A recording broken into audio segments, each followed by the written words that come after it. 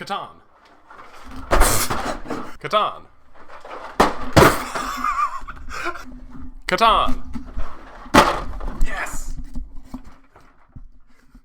One of the top-rated international board games, well known for the development of resources towards the growth of your settlements, cities, and trading with your friends. Lots of strategy goes into the placement of settlements, considering trades, and when to spend your resources.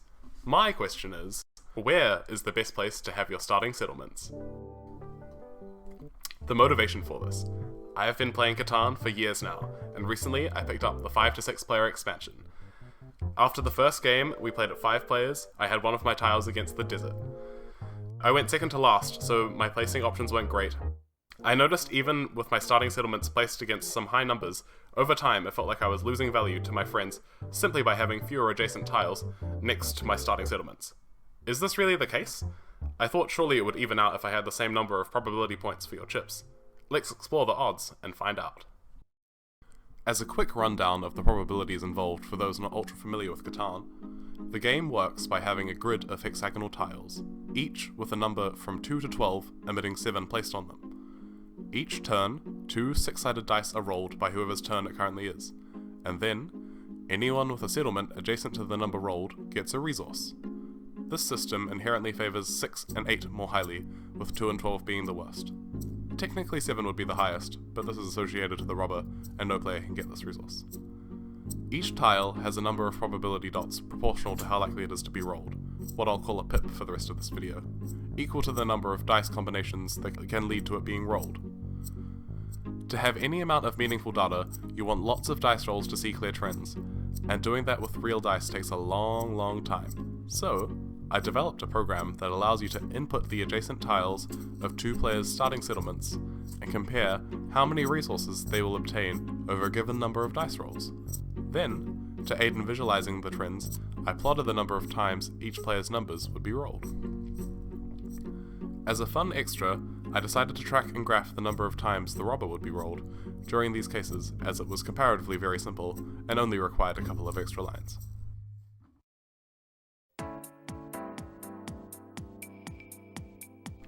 To build up a probabilistic model, it was first important to consider all of the different outcomes from rolling 2d6 and seeing how likely they are to occur.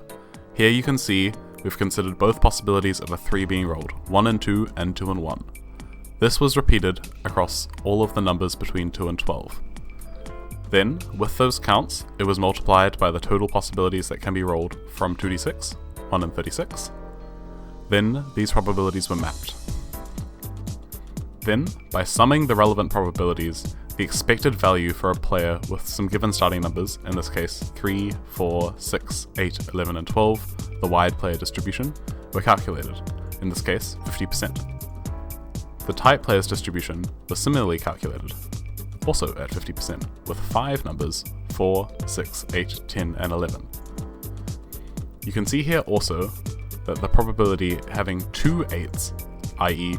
the 6 and the 8 is now replaced by either being both around the same 8 tile, or on 2 separate 8s, is the same as 6 and 8. Another consideration I wanted to look into was the difference in probability between having a 6 or an 8 versus a 5 or a 9. The expected value for these numbers, having a 6 or an 8, is 0.5, meaning 50% of turns you will get a resource, and if that is instead replaced by a 5 or a 9, it's now 47.2, or 0.472 in this case, leading to a difference of 0.028, or 2.8% less likely.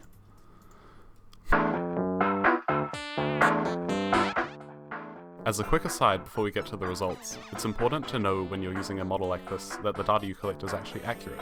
So, to validate the model, I ran a simulation with 500,000 rolls, where player 2 had all numbers from 1 to 12 mapped as a successful outcome. The data we collect from this is really good. You can see that it models a perfect normal distribution, which is exactly what we'd expect. Additionally, by starting from 1, we only get data where we'd expect it, because all of these outcomes actually map to the result of rolling 2 6-sided die, so we can only get rolls from 2 to 12. Now, with that out of the way, to the actual results.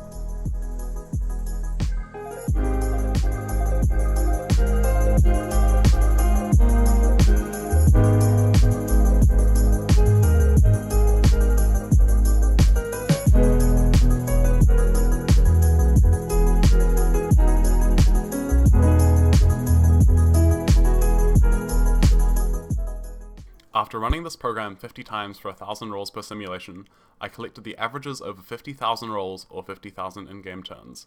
To try and gather the most polarizing data to best explore this relationship, I chose for player A to have 5 adjacent tiles to their starting settlement that are all quite close to 7, the most likely outcome of rolling 2d6, where player B would instead have 6 adjacent tiles that are far more spread apart across the possible outcomes. Both of these setups result in each player having 18 total pips.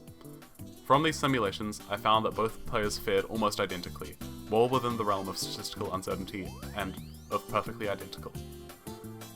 So the data, what does it actually tell us? Well, interestingly, my original feeling was wrong.